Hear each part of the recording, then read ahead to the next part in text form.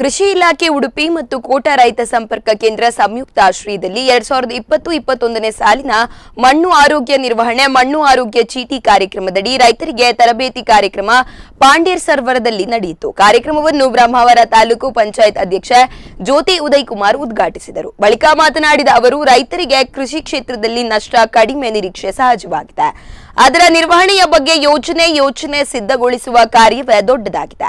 ಕಾಲಕಾಲಕ್ಕೆ ಸರ್ಕಾರಗಳಿಂದ ಸಿಗುವ ಹೊಸ ಯೋಜನೆಗಳಿಂದ ಲಾಭದಾಯಕ ಕಾರ್ಯವನ್ನಾಗಿಸಲು ಸಾಧ್ಯವಾಗುತ್ತದೆ ಎಂದರು। ಇದೇ ಸಭೆಯಲ್ಲಿ ಕಾರ್ಯಕ್ರಮ ಸಂಯೋಜಕರಾದ ರಕ್ತೇಶ್ವರಿ ದೇವಸ್ಥಾನ ಪಾಂಡೇಶ್ವರ ಇದರ ಧರ್ಮದರ್ಶಿ ಕೆವಿ ರಮೇಶ್ ರಾವ್ ಮಾತನಾಡಿ ಎಲ್ಲಾ ಕ್ಷೇತ್ರದ ಸಾಧಕರಿಗೆ ನಮ್ಮ ಕನ್ನಡ ರಾಜ್ಯೋತ್ಸವ ಪ್ರಶಸ್ತಿ ದೊರಕುತ್ತವೆ, ಕೃಷಿ ಕ್ಷೇತ್ರ ಯಾಕಿಲ್ಲ, ಸರ್ಕಾರ ರಾಜ್ಯೋತ್ಸವ ಪ್ರಶಸ್ತಿಗೆ ರೈತರನ್ನು ನಿರ್ಲಕ್ಷಿಸಿದೆ ಎಂದು ಆರೋಪಿಸಿದ್ದಲ್ಲದೆ ರೈತರಿಗೆ ರಾಜ್ಯೋತ್ಸವ ಪ್ರಶಸ್ತಿ ನೀಡಲು ಸರ್ಕಾರದ ಮಟ್ಟದಲ್ಲಿ ಒತ್ತಡ ಹೇರುವಂತೆ ಆಗ್ರಹಿಸಿದರು। ಮುಂದೆ ಹೋಗ್ತಾ ಹಟ್ಟಿಯಿಂದ ಸಗಣಿ ತೆಗೆಯುವುದು, ಗೊಬ್ಬರ ಗುಂಡಿಗೆ ಸ್ವಲ್ಪ ಕಸ ಹಾಕುವುದು, ಅಲ್ಲಿ ಮುಗಿತೋಯ್ತು। ಕೊನೆಗೆ ಮುಂದೆ ಹೋಗಿ ಬರೀ ಸಗಣಿ ಮಾತ್ರ ಆಯ್ತು। 15 ಬೇಕು, 20, 70 ಬೇಡ ಎಲ್ಲ ಬರ್ತಾರೆ। ಅದೊಂದು ಸತ್ಯ, ಬೇರೆ ಏನಾದ್ರು ಕಾರ್ಯಕ್ರಮ ಗುರುಗಳು ಹೇಳಿದಾಗೆ ಬೇರೆ ಕಾರ್ಯಕ್ರಮ ಮಾಡಿದಾಗ ಜನ ಬರ್ತಾರೆ, ಬೇರೆ ಬೇರೆ ರೀತಿಯ